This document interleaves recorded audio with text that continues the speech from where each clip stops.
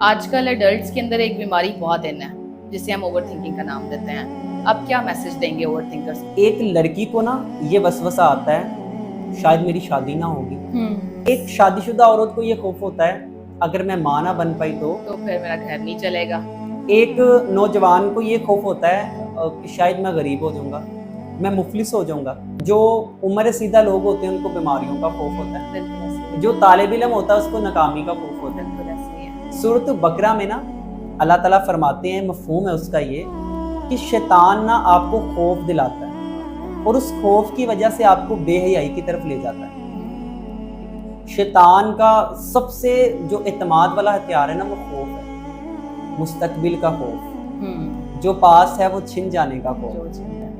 لیکن جو لوگ ہیں جن کا تقوی مضبوط ہے, میں بات یہاں پہ تقوی کی کر رہا ہوں, آپ کو کسی لیکچرز کی ضرورت نہیں ہے, آپ کو کسی ماہر نفسیات کی ضرورت نہیں ہے اگر آپ میں تقوی ہے.